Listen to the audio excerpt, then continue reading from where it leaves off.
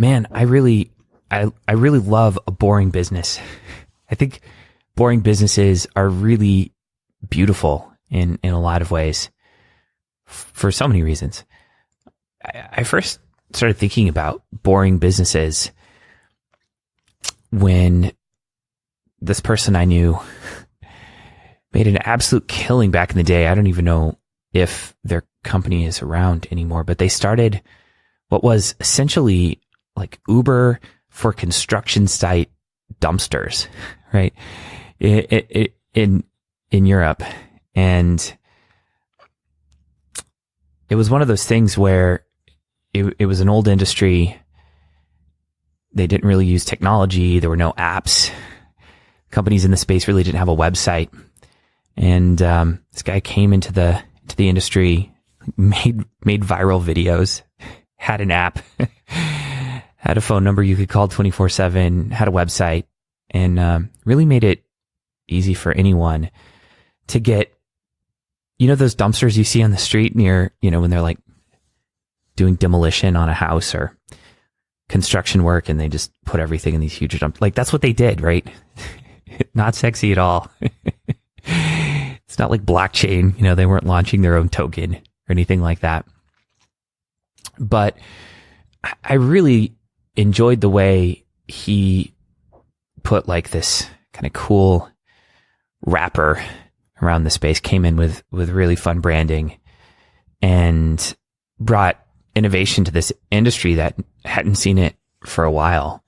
That's kind of what got me thinking about this. And then recently I was contemplating one of the products that I really like a lot, which is Rev, which does the transcripts for the Flippening podcast, my other podcasts, and they do transcripts for this podcast too. And there's a lot of people that do transcription. If you go to UpWork or Craigslist or anywhere, like it's kind of a commodity, right? But Rev just kind of took it to the next level. They have over 100,000 paying customers. They've done, let's see, I'm on their website right now.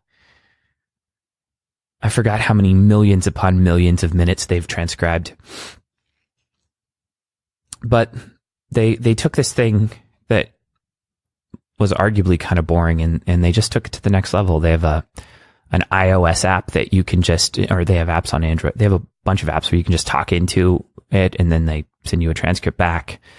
You can pay more for timestamping.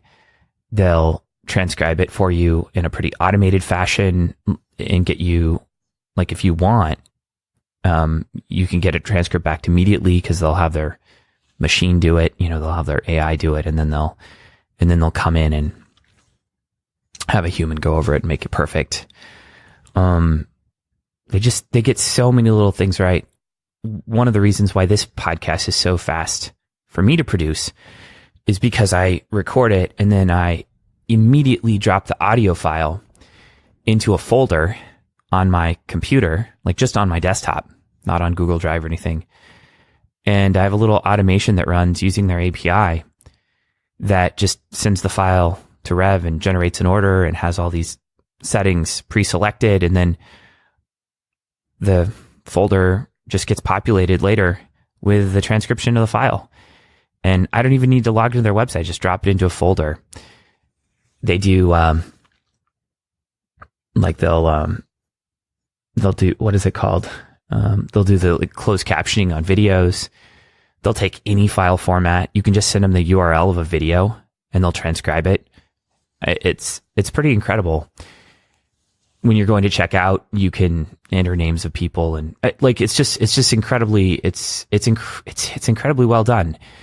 They've got an app that you can just install on your phone, and you can place calls out of it, and then it'll record and transcribe those phone calls for you. Like, they just really thought of everything. And the accuracy is amazing. One day I got a transcript back from them, and it was fine. And then I got an email from them later that was basically said, hey, this doesn't conform to our standards. This isn't up to whatever 99% accuracy or whatever they guarantee. They're like, here's a refund. I thought it was fine. They just proactively sent me a refund.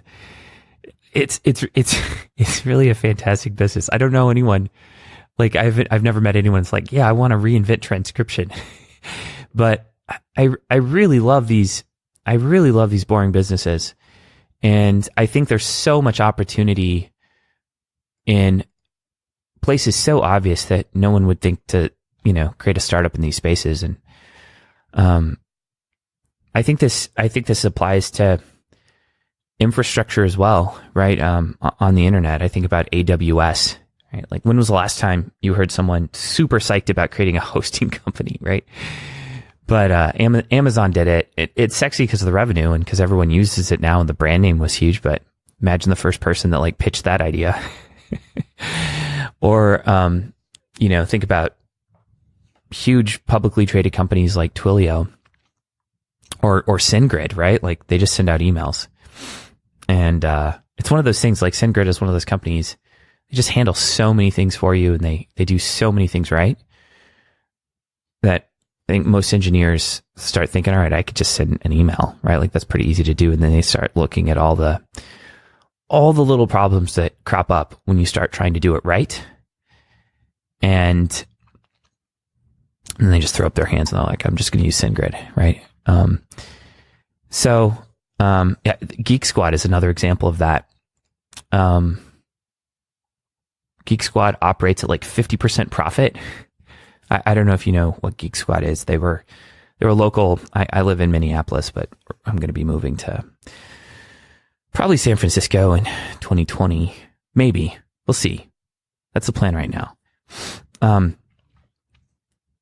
But Geek Squad was started here locally, and they just like repaired computers, but they went all in on branding. They went all in on process. They created cool uniforms, so you look like you're, I don't know, a private detective from the 1960s or whatever, and they showed up in those cool cars.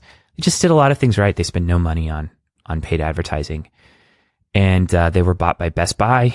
And again, they're operating at like 50% profit. And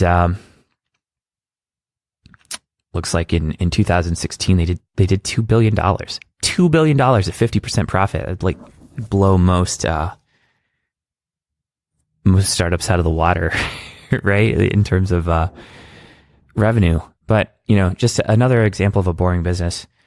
And I think in a lot of ways, like, Nomics falls into that category. There's a huge vision behind what we're doing, and it's somewhat confidential. So whatever, it's so BS when founders say that. But anyway, I'm not going to tell you on this podcast what it is. Maybe if we have coffee at some point.